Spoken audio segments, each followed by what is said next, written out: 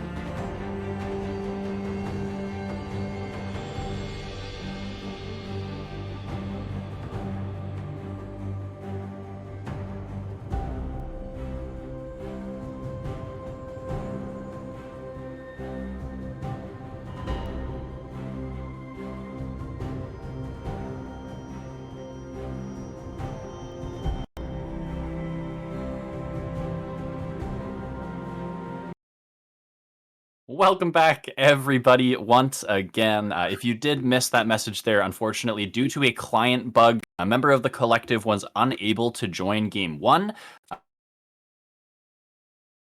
Of ruling, they unfortunately were forced to forfeit the first match. So that means DNX get a free win to start off this series, and we're moving into Game 2 here. Collective on the blue side, DNX on the red side. But you got to feel for Collective there, Orion. They're, kind Yeah. of up against the wall here, trying to make it into playoffs, and that's just an unfortunate turn of events for them.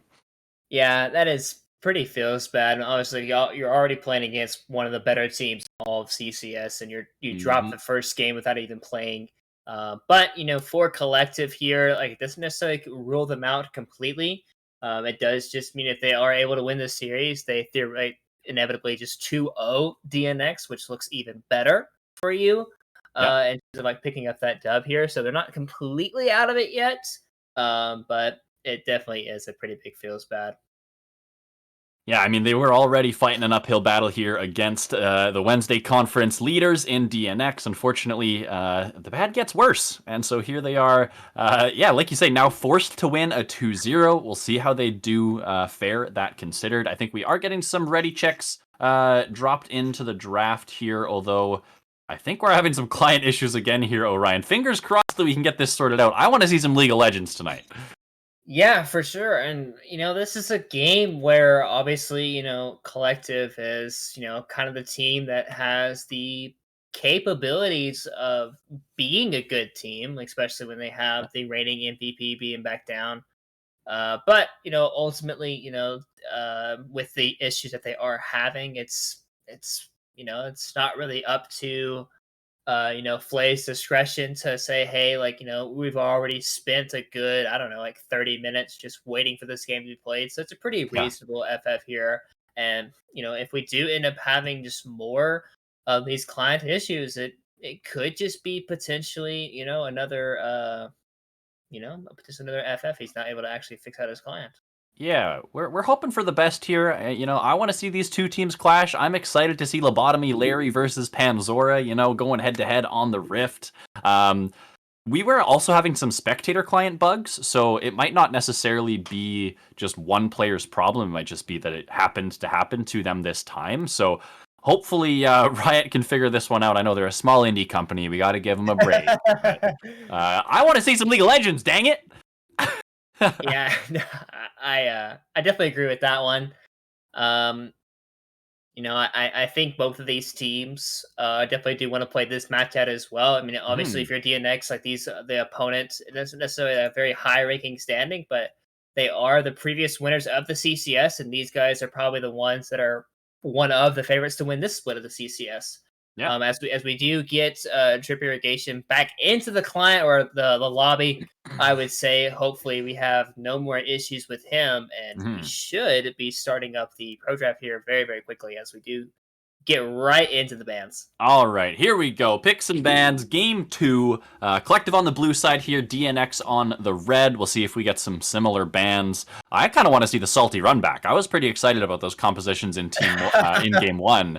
So we'll see. So far, the bans are the same. Of course, the teams have switched sides, so that might kind of Yeah. throw a wrench into things here. But so far, bans keeping the same on both sides. DNX, Aatrox, Graves, and their third ban in game 1 was Udyr, so we'll see if they stick to that. The collective stick with the same 3 bans, and we'll see. They do have the first pick option this time.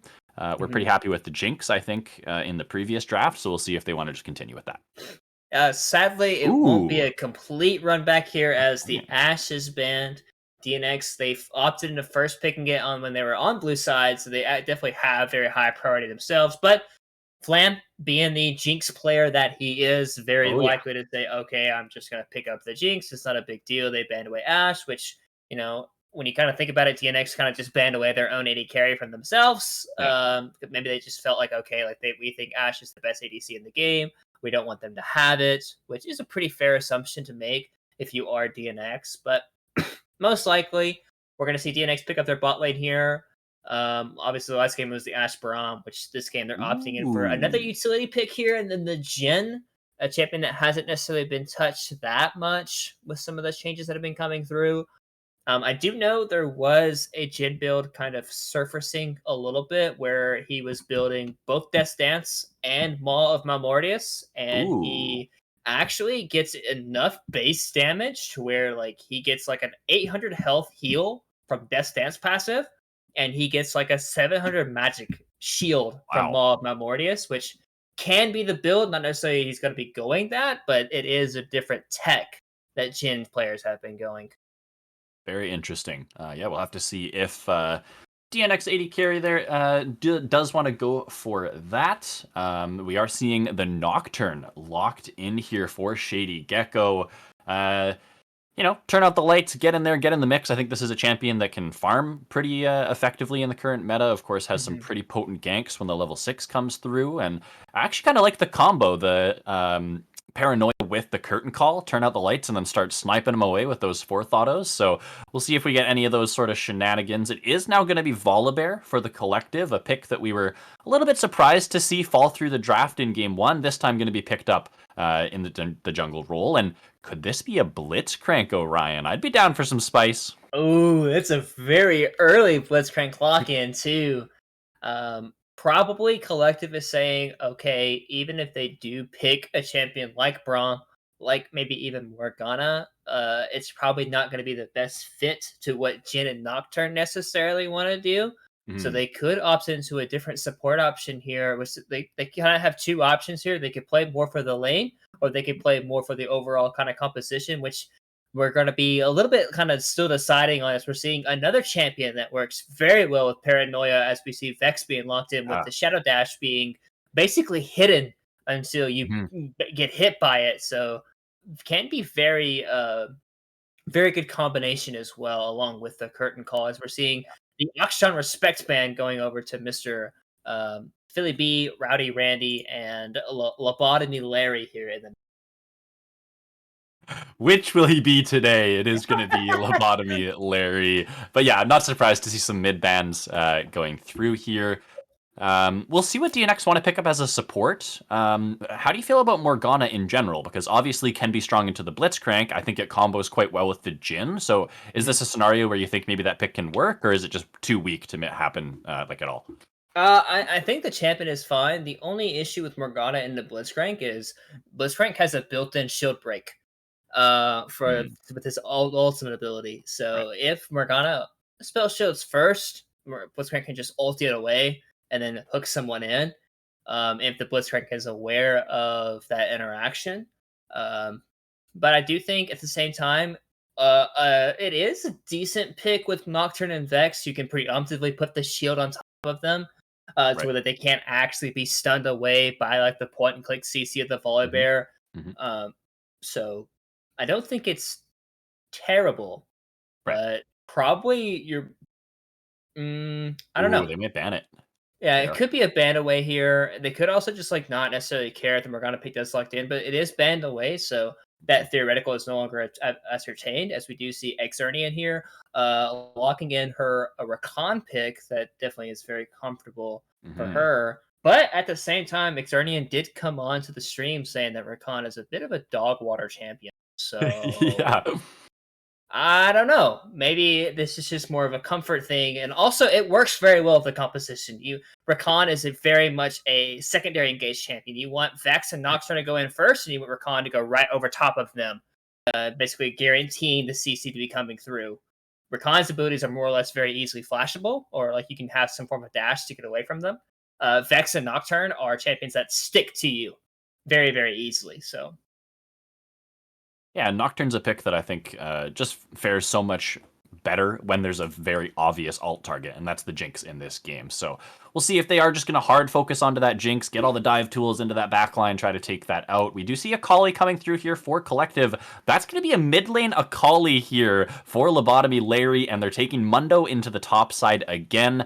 Counter pick for Panzora here, though, on the red side for DNX. What do they want into this Dr. Mundo matchup? well, last game it was the Camille. Um, I think actually I I think the think Mundo is picked into the yeah, Camille, yeah, yeah, right? yeah, Yeah. yeah, it was. But at the same time, for Panzora here, it looks like he's going to be running back the matchup. He feels perfectly fine with Wow. with the combination. Also, once again works extremely well with the composition. DNX is definitely going to be a bit of a ball comp. They're all going to go in at the exact same time, and Jin is just going to curtain call from the back and say, I can hit you from 2 screens away, and there's nothing you can do about it. And for Jin, he has the kind of safety of the obscurity with Nocturne's paranoia, to where even though like all of his teammates are going to be wanting to go forward, he can reliably stay kind of in the back line using just the curtain call. And yes, the Akali does have the ability to get on top of him and one-shot him, but if the Akali is having a hard time seeing, it's going to be very hard to actually know where the Jin is going to be lighting them up from in the back. Yeah, and even if the Jin does die in that sort of a scenario, I think as long as the rest of the DNX team can take out the Jinx, that's a pretty good trade for them, right? You took out this hyper carry team fight threat in the Jinx. Yeah, your Jin died, but he's kind of the one champion in this team composition that, like you say, Orion, isn't diving into that backline, isn't diving into those fights to get things done. So I think they're pretty down to trade 1-for-1 with their AD carries, and if Jin can get a couple of those ult shots off before he goes down, I think that's more than worth it. The X factor, I think, in this game, though, is the Blitzcrank, because the Jin, being the immobile champion that he is, maybe can be taken advantage of a little bit here with this Blitzcrank in the early phase. Volibear has some pretty potent early ganking power as well, so I'm excited to see whether Collective are going to play for this bot side, or if the Blitzcrank is going to be more for that roam strategy, maybe to try to help out some of the other lanes. Yeah, the only thing with the Blitzcrank here so far for Cider Mill is that Jin is the only champion on DNX's squad that he can realistically look for. Yeah. I think Nocturne has the spell shield. If Vex, if you hook in, you just get feared away. And you typically Vex wants to be close to you anyway, so it's like unless you can realistically one-shot Vex, then it's probably not a target you want to be hooking either. Rakan, the most mobile support in the game, and then you also have Camille coming through, a very mobile champion as well. So Cider Mill does have to be very much on point and very active in this game. Obviously, you can kind of feed the Jinx some kills early on, but once these team fights starts happening, I don't know if Flan is going to be surviving any of these team fights with the amount of pure dive they have and the little disengage that side of Collective actually have. So it's going to be up to the rest of Collective members to kind of, survive the initial dive attempt, because I've said this multiple times about dive compositions. They go in very, very hard, but they run out of gas very, very quickly. And if you're able to survive that initial, or they just miss, then Collective's composition with the Akali, the Mundo, and the Volibear, they're able to actually run you down very, very effectively. But land it, and you land it hard, and you just kill 1 to 2 members very, very quickly, DNX's composition will very likely roll over Collectives. Yeah, definitely it will be true. I mean, a Fed Jinx, if it's dead, is still just a dead Jinx. So if they can manage to kill that Jinx on the backside, I think these team fights for Collective do start falling apart. We're going to take a step back here as we do load onto the Rift. But before we do, we've got a word from our sponsors. It's ProComps. It's a new drafting tool, first of its kind, to help you in your ranked games, in your competitive matches, help you with drafting tools, help you with matchups, and even help you scout some of your opponents. So we're going to have a little word from them, and then we'll finally be on to the Rift to get this series started. Remember, it is DNX up a game, Collective here, trying to fight back for the reverse sweep. We'll be right back with some League of Legends.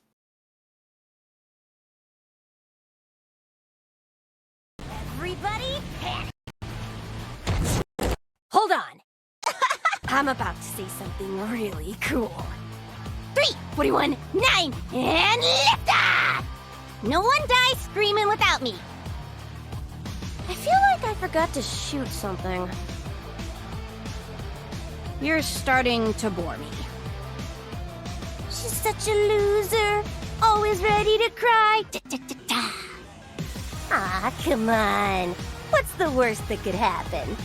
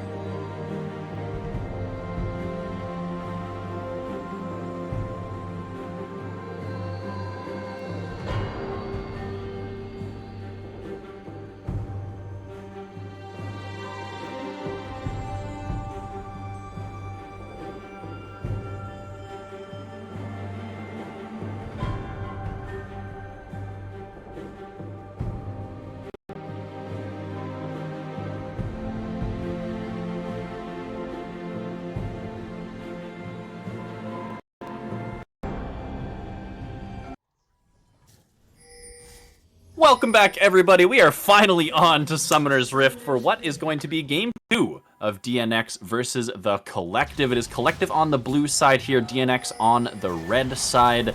My name is Lindor, here with Orion, and oh baby, does it feel good to be on Summoner's Rift.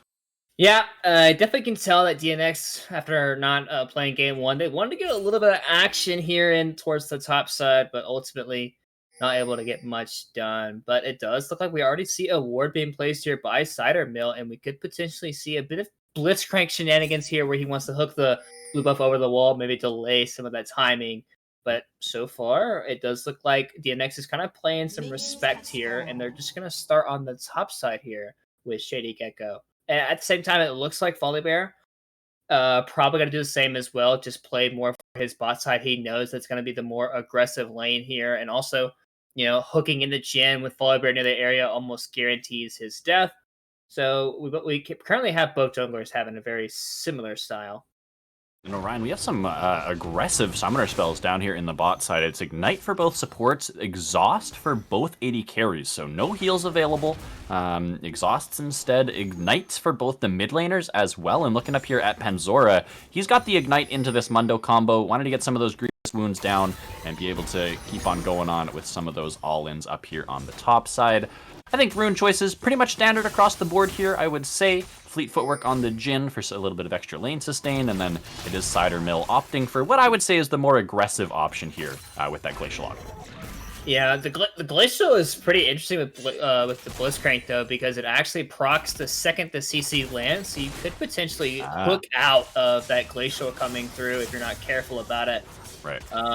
But we'll have to wait and see how that one does end up playing out here. So we are seeing Externian and Mori hit level 2 first with bot lane, so they do they don't really have to worry about Blitzcrank being too overly aggressive here, because even if he does hook, Rakan can very easily just dash out of that situation, as we are already seeing Lobotomy Larry go very aggressive here onto the air, which he kind of has to in this matchup. Macaulay can't just let Vex just sit back and you know, kind of just control the pace of the lane. He does kind of have to be the one being the more aggressive in nature in that matchup, as we are seeing both junglers clear most of their camps out, and we are seeing potentially a mid lane fight here for drip irrigation. Did go for a 4-camp clear there. Grabbed his whole top side, then his red. Looking for a mid lane gank here. It looks like Viera is playing this relatively safe for the time being, realizing that, hey, yeah, there's a potential for an early Volibear gank. Here we go, into the mid lane. Not going to burn Flash, doesn't want to burn any sort of summoner spells, so instead just going to retreat back into the jungle.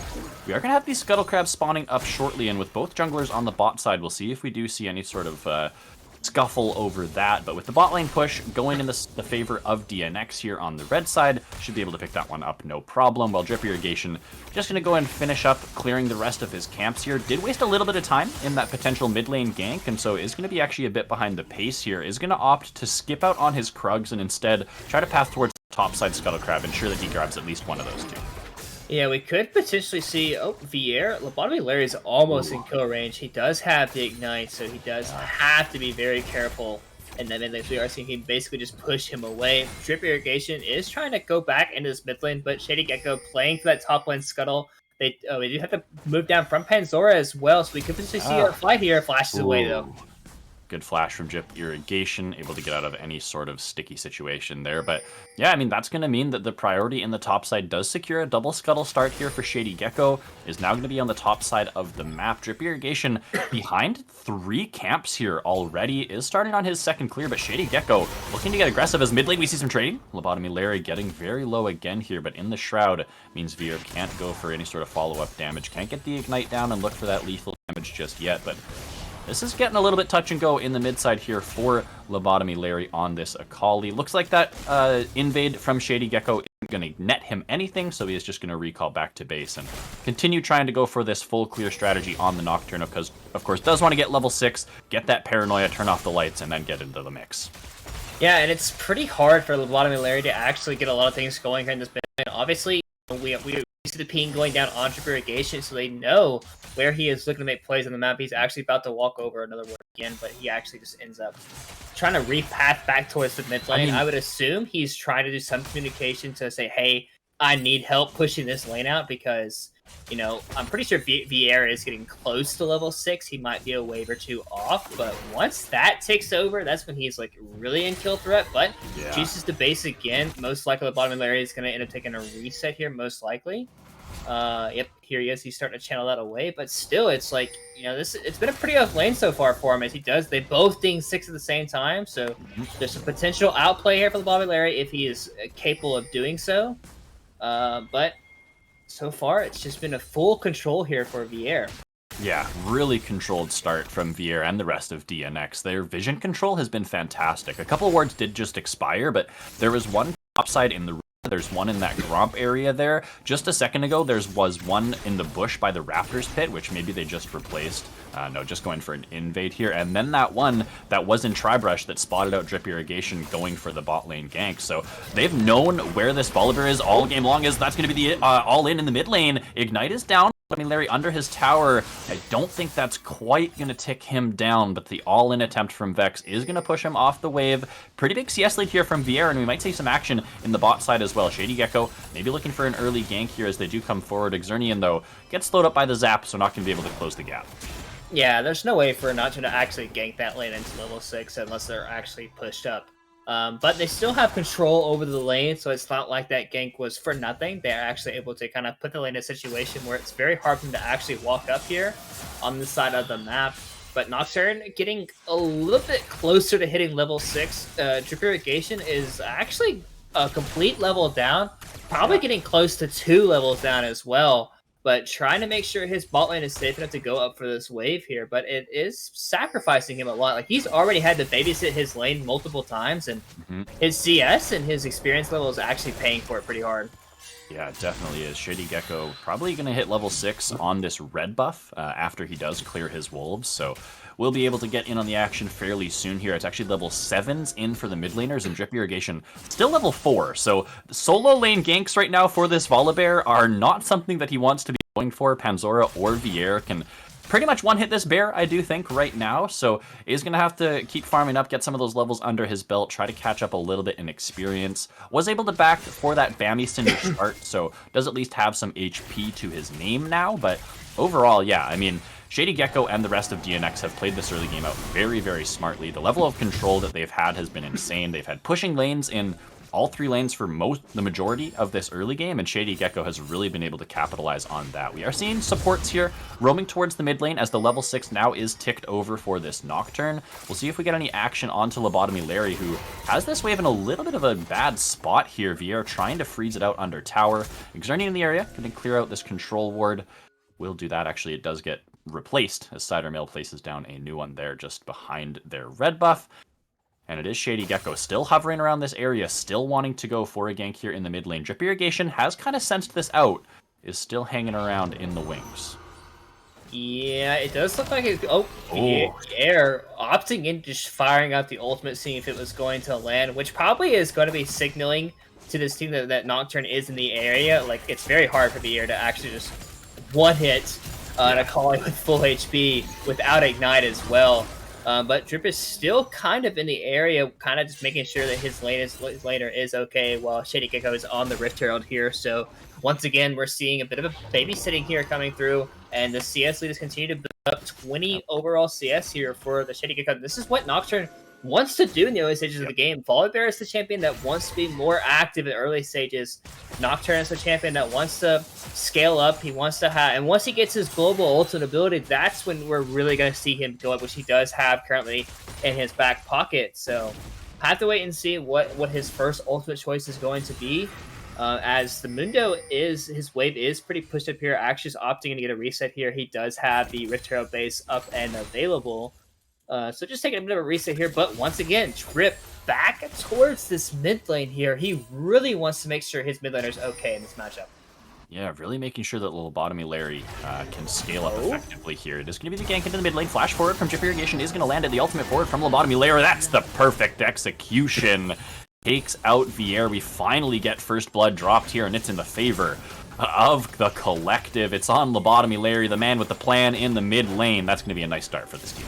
Yeah, and that's what you really want to see, finally able to actually get a kill on the board here. Drip Irrigation finally able to get some action. And not only that, but the kill goes over to the Akali, the champion that's going to be very, very happy to pick up a lot of these early on kills. As we are also seeing the Dragon being attempted for the side of him as well. So we are seeing Shitty get to a face check at a little bit. I think he kills him here.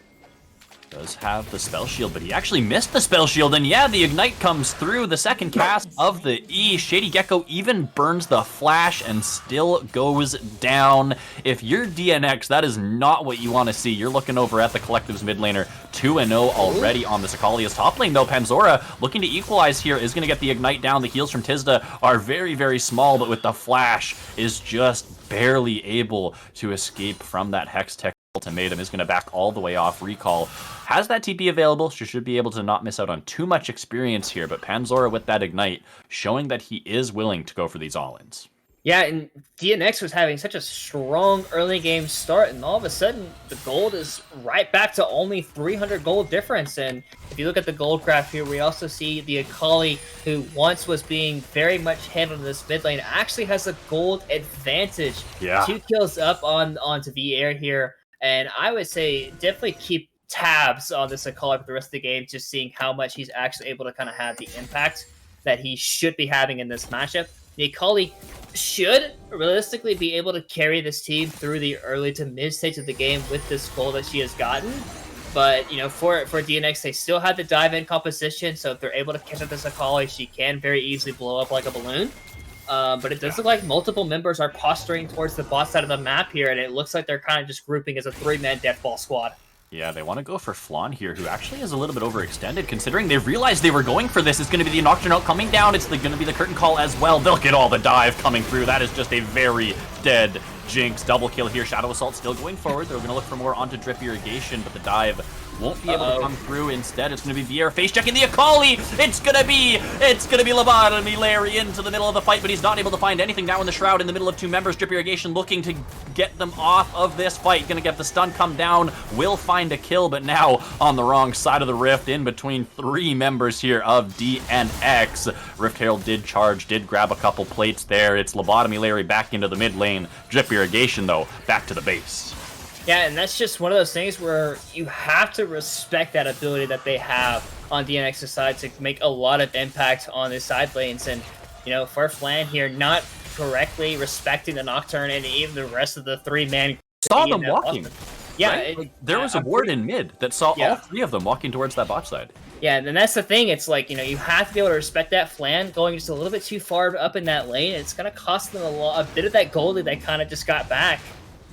So they did trade one for one towards the end there with the ball breaker picking up a kill, but overall a 1 for 3 is a much needed win for DNX here.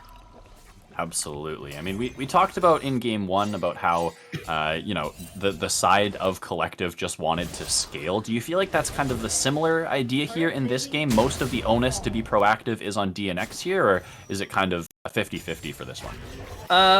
I would say it's a bit more of a 50-50. You do have a lot more options of actually looking for plays. You have Lobotomy Larry on the Akali. You have Drip Irrigation with the follower that kind of does need to make some of these early things happen, or he is just going to get outscaled by this Nocturne as the game goes on.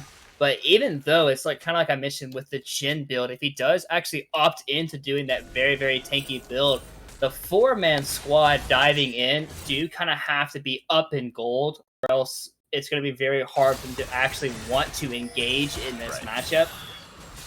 So definitely look to see them to continue to kind of press their advantage they have, but once they fall behind, it can be pretty rough for the squad. So I think Collective is pretty happy with where they're at in this matchup so far. Up here on the top side, it is Drip Irrigation going for a gank again, but Panzora, he's saving the hook shot, going to be able to use that one to get away safely, and now Tizda will move in to clear out the ward. But looking at this jungle differential, it's still Shady Gecko with about a level lead, is up 40 CS in this matchup. 1-1 and 2 compared to 1-1 and 1, has the full Stride Breaker built up, and I really like this itemization for the Nocturne. Yeah, you can go the lethality route to really try and get the burst damage onto the Jinx, but I feel like the extra survivability that the Stride Breaker and some of these items do provide is just really worth it, especially when you're going up against a composition that does have a lot of damage damage threats. You know, this Akali 2-0 and 1 has proto belts already. We've already seen Lobotomy Larry just absolutely destroy Shady Gecko on this Nocturne, so I think that's the right choice as Panzora going for the 1v1 here. Doesn't want to bite off more than he can chew, though. Knows that Drip Irrigation is in the area. Could maybe have finished that one off, but playing it safe there. Just choosing to back off, back to the lane, get the shove here, get the wave under tower, but dive in the bot side now. That's going to be the Shadow Assault into the darkness. Paranoia comes down, curtain call, everything, and the kitchen sink. Shady Gecko's going to be tanking up the tower, but will be all right. Can they get the rest of this dive? Mori can't get a couple Here's tower Lobotomy. shots. Lobotomy Larry, he's in the area. Xernean very, very low. Is there an angle here for the Akali? Not quite going to be able to find it. So just the one kill going over again. They're just picking on this immobile Jinx just a little bit so far.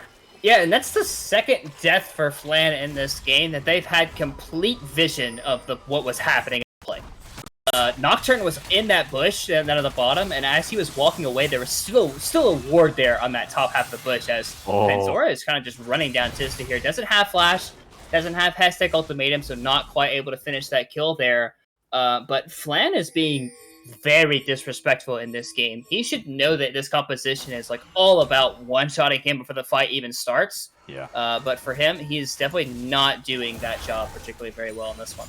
And on the other side, Panzora is really respecting Drip Irrigation. Both of these 1v1s that we've seen him go for, I feel like he's had kill threat on the Mundo, but hasn't wanted to trade kills back because he realizes that his team is doing so well on the opposite side of the map. So I really like DNX and how they understand how their composition works. Panzora, you know, realizing that, hey, yeah, I probably do have kill threat here, but I don't need to ego as, oh, this is going to be the engage from Xernean. Going to find the knock up onto Lobotomy Larry. It's going to be Panzora looking to join the fray, locking up Lobotomy Larry in that composition. And now it's going to be the Stormbringer over the top. It's going to be Nocturne into the backline. They're looking to dive this one. Shadow Assault is going to be landing on the cider mill. They get some fears, they get some CC. It's the Jin W that eventually does claim the kill, but they trade Xernean for it. 2 for 1 on the map here. Lobotomy Larry getting a little bit lobotomized himself there as he gets collapsed on from the entire crew of DNX, and now Flan, once again, is maybe going to be in a bit of danger here. No, does actually back off, is going to be able to provide a little bit of space. Still on the chase is Vier, but not going to be able to find anything extra. Yeah, it's pretty hard for Vier to actually go for that kind of play. Doesn't actually have Shadow Dash up and available.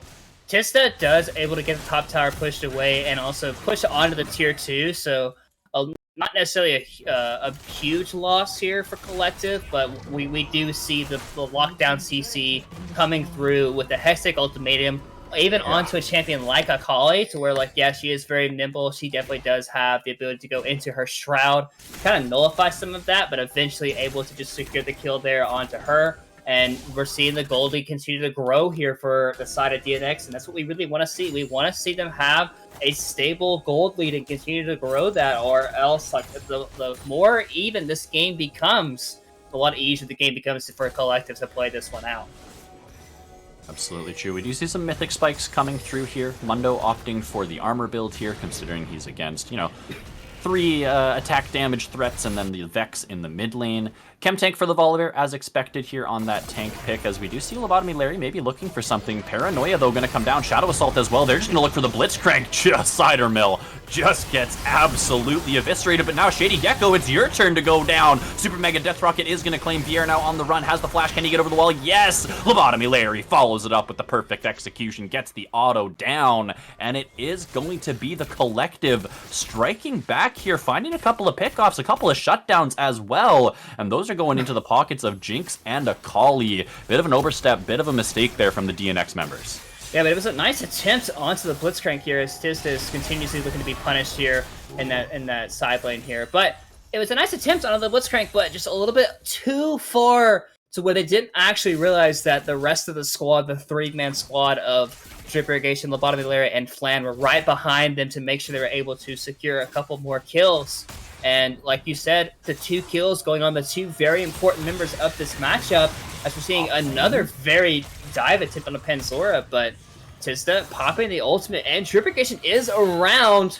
We could potentially see the flash. Well, Shady Gecko does have the ultimate, is now going to summon the darkness. Panzora on the run. Drip Irrigation is here as well. They're all going to look for the fight. It is going to be Panzora looking very, very low. Shady Gecko doing what he can, but he can't do nothing. Now in a 1v3, another couple kills given over here. DNX handing the gold lead back on over here to the Collective, who are starting to feel like they're clawing their way back into this game. Gold lead is now in their favor. They've summoned Shelly up in the top side. A couple of steps, a couple of misplays here from DNX is going to lead to them. Oh, that was very, very close from Vier there. Lobotomy Larry just missing the Shuriken flip. Yeah, and it's probably going to result in a tier 2 tab that's top side, which is going to be a lot of gold into the bank. The tier 2s have a lot of gold just like sitting in their pockets. So it's actually going to be a 1,000 gold lead here for Collective. And so far, this has been a very back and forth game for both teams. Both teams making a couple mistakes here and there with a lot of their decision making. So it's really going to kind of come down to which team is going to probably clean up a lot of their execution. And like I mentioned earlier, DNX's composition kind of relies on being able to go in first and one-shotting a couple of members, but if Collective has the gold lead, they should be able to build up a certain number of items where they can actually survive that initial engage and be able to win out some of these team fights. And I mean, look at this jungle matchup. Shady Gecko had the lead the entire game, which is what you want on the Nocturne. Now still has a CS lead, but with a couple of kills that Drip Irrigation has been able to pick up, is now up a level 12 to level 11, has picked up a couple shutdowns as well, so is equalizing some of these item leads that we're seeing on the side for DNX. And yeah, you're absolutely right, Orion. This composition from DNX becomes a lot harder if that Nocturne and this Vex aren't able to find the backline targets and just absolutely blow someone up before the team fight starts. And some of these dive threats now for the side of the Collective are looking pretty scary. You're looking at a Drip Irrigation who's got some armor building up, has the chem tank ready to go forward. Same thing here for Lobotomy Larry, has so much damage, is looking for a Rabadon's second item just to maximize the potential of this Akali damage in some of these fights. If we are seeing Dragon spawn up here, which it does not look to be contested here so far. Nocturne is on his Raptor, so he is, while he does have the semi-global, not quite able to join that fight. Dragon Pit, but they do have the push in the mid lane, so we could potentially see a fight here. Fieri goes put in!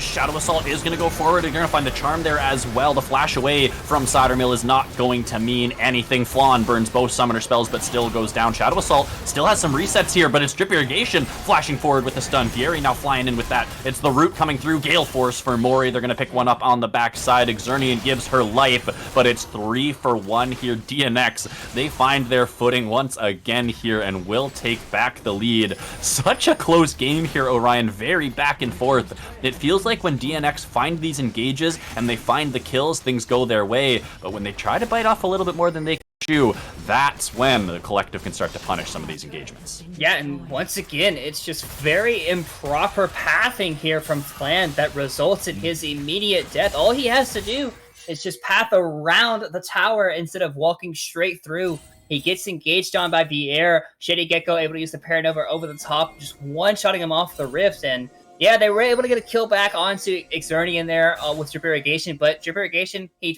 got the kill, but instead kept trying to fight aggressively forward, maybe forgetting he was playing Volibear in this game, not playing something that had a little bit more damage left in the tank. So it does give a kill back that it probably shouldn't have. And once again, gold goes right back in the favor of DNX. And this game is very flip-floppy here in the early stages. Yeah, it sure has. 2 dragons to 1 in favor of the Collective, so they do at least have that going for them. And we've talked a little bit about, of course, the scaling options of this Jinx. Did actually opt into the Kraken Slayer here? Not something that I think is super common. What do you kind of think of that pickup in this game? I think Kraken Slayer probably, in my opinion, just isn't the move. I would have liked to see them a little bit more defensive. You could have gone Gale. You could have maybe even ascertained the shield bow in this one, even though it like really sucks to build that mythic. Like, you know that this composition is meant to dive on top of you, so gaining distance with Gale Force or surviving the initial with shield bow coming through would have been a pretty feel nice. I don't know how many autos. It really depends on how many autos Flan's able to actually get off in some of these fights. I think if he gets off like 3 to 6 to 9, which is like every like Kraken auto basically. Like he can actually get some decent value, but if he doesn't get 6 to 9 autos off in every single team fight, this Kraken is going to feel worse and worse. Does have the stopwatch in inventory, so has, you know, a defensive option in that, but of course that is only a one-time use item. Is also building up towards an attack speed item of some sort here, perhaps the Phantom Dancer or maybe the Rapid Fire Hand Cannon, I think more likely. We are seeing DNX start to put some focus towards this Baron, start to set up some vision control, grab up the crab. Lobotomy Larry sitting in this bush is maybe going to get face checked here from Mori. Sure, can flip out does miss, and that's not going to provide any space. Now he's going to go into the Shroud. This controller, remember, does not spot the Akali, who is going to be in camouflage, but now they're going forward. Fear is going to land. Shady Gecko going forward. That's a really bad angle on the curtain call, but now it's going to be the TP from Tizda coming through. Looking to go into the backside. Lobotomy Larry pretty low in this fight. It's going to be Flan stepping forward with that rocket, but it's not going to find anything. Health bar is very, very low here on Collective. Now the will come through. Everyone on DNX is into the fray. It's VR trying to flash away. Gets a shield. Gets the Shadow Assault. They're going to look for more. They go in again. It's a double kill for the mid laner. Oh my goodness. They're all under the tower. Triple kill for the man in the mid lane. Vier dies for his efforts, but they claim all 5 on the other side. Yeah, DNX turns it right on its head here in the top lane fight. We see Lobotomy Larry messing up a lot there on that top side. Missed his Shuriken. Ended up going back into the fight, even though he was half HP, didn't actually have his ultimate ability up and available. And I thought for sure that Collective was just gonna back out. They survived, they got their mid laner out of the situation. They didn't have to actually go for that fight, but they opted into it anyways, knowing the fight was basically a 4 versus 5, resulting in an ace here for DNX and a huge momentum swing for them. 5,000 gold in the Dragon spawning up here in about 40 seconds, so we could potentially see another team fight very, very quickly here happening for both squads. Yeah, DNX trying to sprint back onto the map, trying to make sure that Collective can't get too much control around this Dragon area. Remember, if Collective do get this Dragon, that will be their soul point. They'll be edging ever so closer to that Ocean Soul. They are going to try and clear out some vision here. They do have Cider Mill in the area to potentially look for any sort of pick, but we're seeing some red pings go down onto the Baron, and DNX are saying, yeah, sure, we'll give you Dragon Soul, but if you go for it, we will be taking the Baron. Panzora and Exernian looking for some zoning potential here, but Drip Irrigation and the rest of Collective do want to contest for this Baron. They say, all right, listen, we're not really willing to trade objectives. We're going to try and chase you off of this. You're going to have to win a team fight if you want to claim any of these current neutrals. And now Drip Irrigation looking to go forward.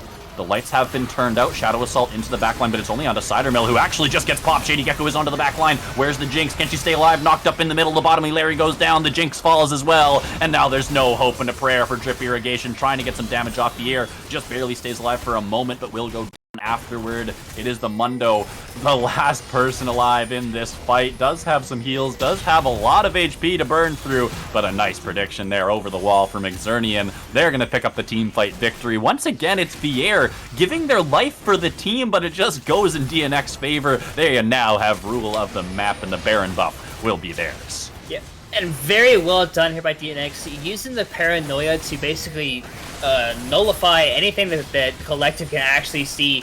Shadow Dash able to be used aggressively, and it didn't actually hit onto Flan. It hit to the person right next to him, and as soon as we saw the Vex go forward, an insta stopwatch from Flan, actually stopwatching nothing in that fight. So a complete waste of an ability or a usage there for him. So it's a very feels bad. It does look like Collective is trying to rush the Dragon, so they're not potentially give them a chance to be on Soul Point, but DNX is kind of rushing to it. Blue ward going down, 2k, 1k. Ooh, the smite was actually missed there from Drip Irrigation, but here he goes. The pickup. Here comes the paranoia. Turn out the lights and take out the enemies. Cider Mill might be the next to fall. They're on the chase down here. Shadow Assault does get the reset, but not going to find any fear. Panzora going forward fearlessly under this tower. Hextech Ultimatum is going to come through. They are going to be able to trade it. Flan picks up his second kill of the match. It is the Dragon picked up here from the Collective, but they have to sacrifice a couple lives for it. Panzora trading his own life for the Blitzcrank there. Not necessarily the best trade there for him, but it's not going to matter too much. DNX well and truly in control of this game. 8,000 gold in the lead. Baron buffed up, and now looking to break down the base of the Collective. And it looks like DNX is only opting into playing through one lane here. They don't have mid lane push. They don't really have top lane push. So they're kind of saying, okay, let's get bot tower here. We could potentially look for another push here as well, as they do kind of have some numbers. But respawn timer has come through, so they actually are dealing with a 4 versus 5 on the map for another 8 seconds. So Team Collective could potentially look, but they're actually realizing, okay, we need to back off. We don't actually have numbers here. But Panzora is back up and available, so if they do opt in for a fight, Panzora can TP in.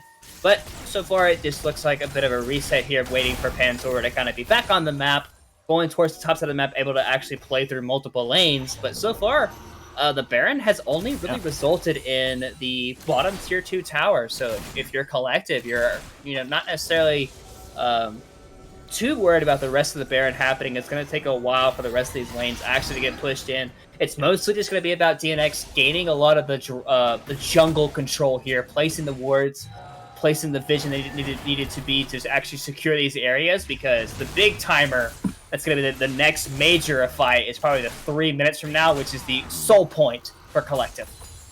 Soul point for collective. That's what they're wagering all of their hope on now in this game.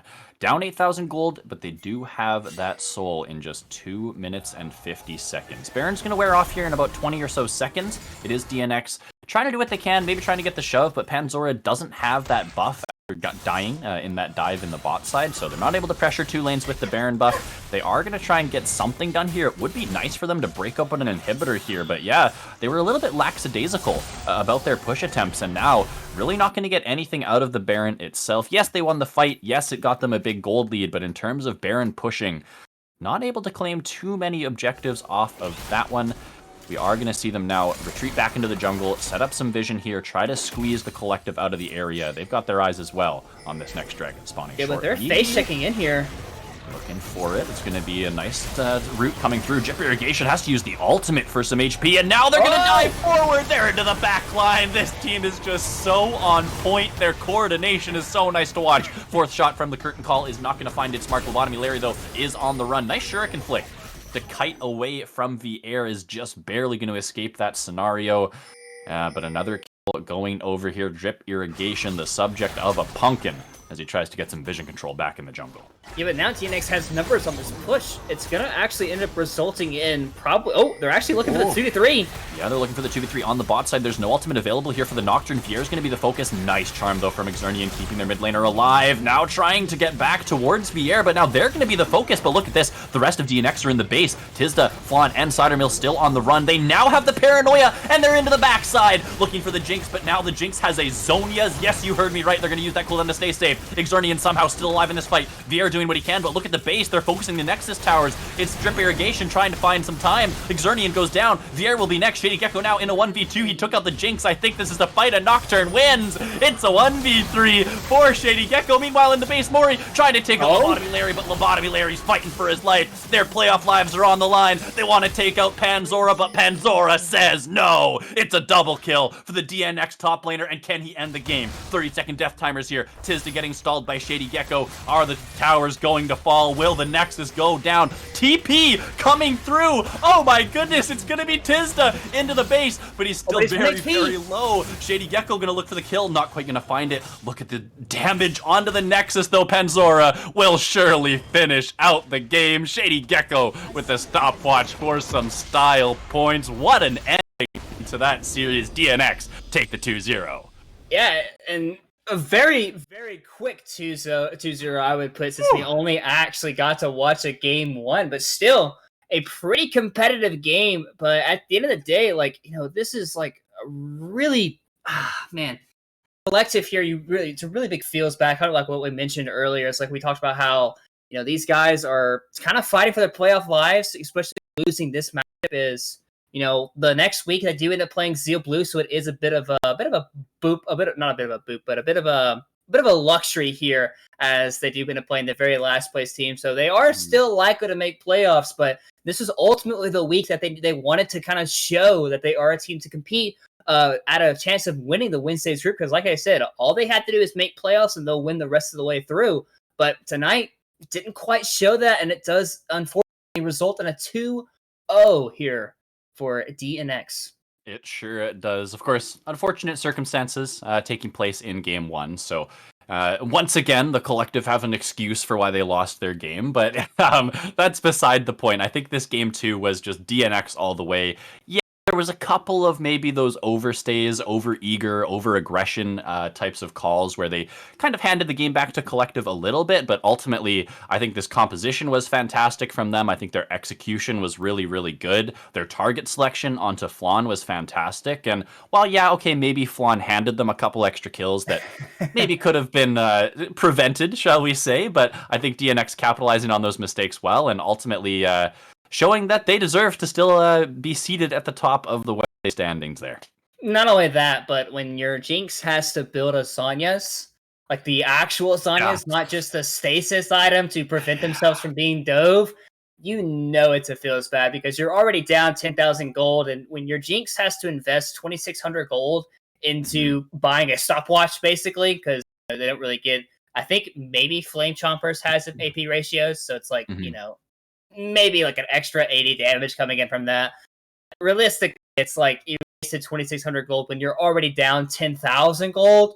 Yeah. So yeah, definitely a pretty disappointing performance here for Flan. I feel like this game was kind of in the hands of Lobotomy Larry, especially the early stage of the game when he picked up a couple of those early kills. But at the end of the day, this does result in a 2-0 for DNX and still hanging on for a potential clean sweep of a match record here, looking at a 9-0 season.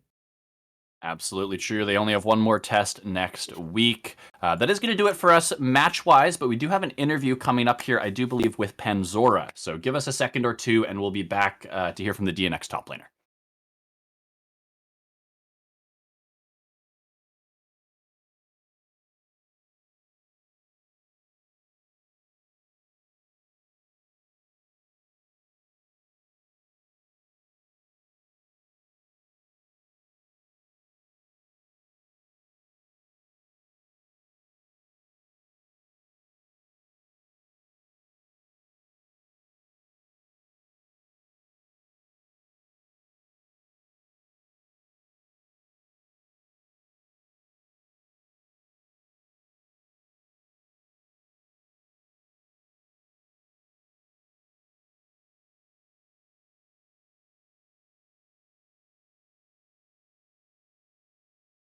Welcome back, everybody. Lindsay here again with Orion, and we are currently joined by the one and only Panzora. Panzora, how are you feeling after that victory there?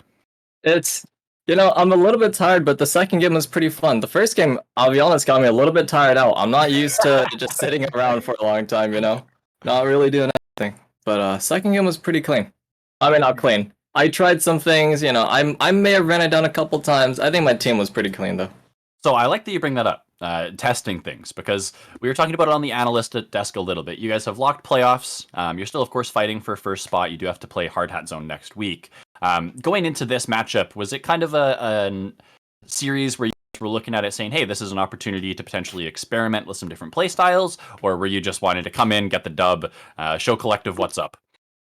Absolutely. I mean, I don't want to expose anyone here, but Gecko was very confident coming into this. He was saying we're gonna 2-0. We are no exposing, but Gecko's very confident. Okay. Me though, I was. We didn't actually scrim this Tuesday, because some of us were not able to make it. So we were taking this opportunity to just try a couple things, but not too much, Okay.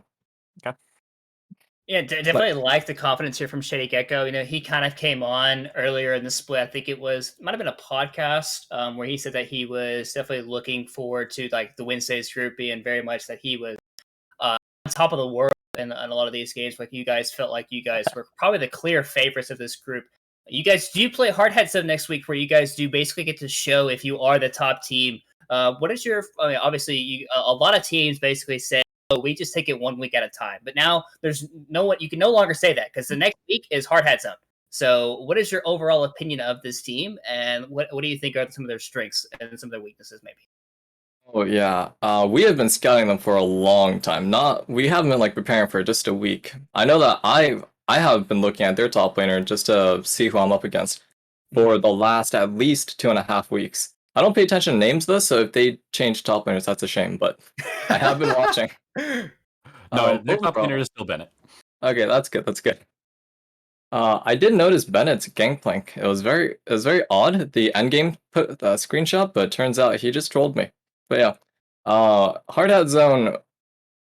Overall, I think they are a solid team, but they do have some tendencies. I'm not going to leak too much, but they do have some drafting tendencies, I will say, that I think we can take advantage of. We've been looking at them, analyzing their drafts, analyzing their playstyle, and I think we've got a pretty good shot. Is it banning the Nautilus? Is that the game plan? Well, actually, I do have a friend who, I don't know if you know him, but his name's Islamic Samurai. He is a very hard believer that Set beats Nautilus no matter what. So Really? maybe we'll try that. Who knows? All right, all right. I Hey. like to see it. We'll have to see if we can get that one. I want to talk a little bit about this match that we just watched because obviously, for the collective, they kind of have their one shining star in the mid lane, being Lobotomy Larry, or previously known as Rowdy Randy, Washed Willie, Philly B, all the names. Yeah. There was a moment in that game where he was 2-0. He got a couple kills back to back, and Orion and I were kind of like, hey, listen. This is the collective strategy. This is how they like to play. The kills are on the right carry. Was there ever a moment in that game where you were a little bit concerned about the carry threat there from their mid laner, or were you confident in your team? Um, I wasn't watching mid too much, but from the comms, judging from our comms, we weren't too worried about Akali because Okay. we did have a pretty decent comp going into Akali. Yeah. Rakan is a pretty good Akali counter. She R's in, Rakan presses R, taps her with the R, and then she can't really do anything. Then we have Camille R as well, who just locks her down permanently inside her own shroud. So it wasn't too bad. Yeah, no, I kind of agree. I definitely really liked the composition. Basically, like where you turn off the lights and you shoot all of your long range abilities and make sure like some of it lands. And this matchup, the Flan playing the Jinx this matchup was so worried about being potentially gangbanged that she straight up bought a Zanya's Hourglass. Yeah. Very very interesting purchase, I would say. I'm kind of curious on what you think of that purchase.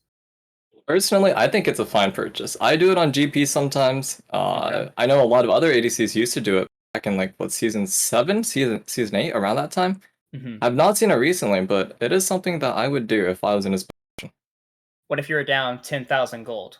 I mean, you can't do damage if you're dead, right? That is true. That That is is true. true. Yeah, there's some hidden Jarvan tech going around that actually has Azonias in the build too. So Ooh, I've been okay. trying that. I don't know. Maybe it's more popular. I mean, the stasis is pretty OP, I guess. hmm Yeah, it is pretty Um, strong.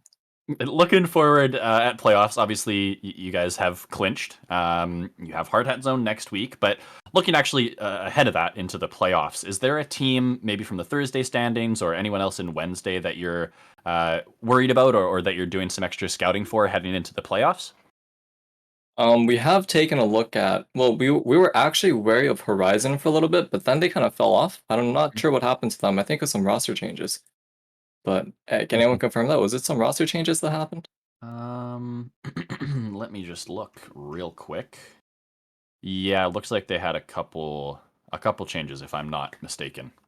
Yeah, we had a friend on Horizon, so we were pretty wary of them because we knew that friend was a carry player. Okay. But once he was gone, we weren't too worried about them. Now it's Goldfish Gaming. They're looking pretty strong. Yep. I don't think I have any more questions, Lindor. No, all right. I think that's pretty much it from me. I'm looking forward to the DNX versus Goldfish Gaming in the finals. That'll be a banger for sure. Penzor, I want to give you the opportunity here to maybe give a shout out to any of your teammates or any of your fans out there. Do you have anything you want to say? Oh, I doubt I have any fans, but for teammates, thank you, Daydream. Everyone knows Daydream. Daydream's been coming in for the past few weeks, and for some of our other big games, like against TA, both TA teams actually. She came in and she was just helping us with draft for solid hours. It was 2-3 hours for each team. It's a lot of work. And Xernian, she's also out there drafting for 2-3 hours with Daydream, theory crafting our drafts. That's I mean Moore's weak side king, can't forget Moore. Vier, that guy never loses lane. I mean, Akali went 2-0, but I mean he dragged so much pressure. I had a free top lane and I did nothing with it. And Gecko's always online. That guy is always online, always popping off, always coming up with strategies in our comms. I love to hear that. Team. I love to hear that humility out of you because we got to talk to Xernian last week, and I think we even had Mori maybe on a couple weeks before, and they were both very eager to shout out some of your teammates as well as yourself. So seems like you guys are working well together as a 5-man. The one thing we haven't done yet is hand out an MVP, but with only one game, it's a little bit hard. Orion, I'm gonna give this one to you. Who do you think performed the best in that game for DNX? I'm gonna give the MVP to this one to probably Shady Gecko. I think the overall paranoia into the overall the shadow dash as well from the air was very, very strong in this one. They're able to dictate so many fights, cause so many problems for Flan and Lobotomy Larry that even though they turned out the lights and everyone on Collective, all right, panic. And then when that happened, it was just like you saw Panzora coming through with Hextech Ultimatum. We saw so many overall abilities just crashing down on top of them, and with very little disengage on their squad, it was so hard for them to actually play out their composition. So overall, I would say Shady Gecko being the one to kind of start it all off with the paranoia, and then everyone else following suit. I would definitely give it Shady Gecko on this week. Very fun to see the Nocturne. Very fun to see it piloted to such success there for Shady Gecko. So good job to him. That is going to be a wrap for us today in the Wednesday conference. Panzora, thank you so much for joining us for the interview. Thank you for having me. It was fun. It is our pleasure. All right, everybody, head on over to CCS 2 to see if there's any more League of Legends action happening. Otherwise, we will see you next week for Week 9. I don't want to leak anything, but I'm pretty sure we're going to have Hard Hat Zone versus DNX next week, so don't miss that one. We'll see you there.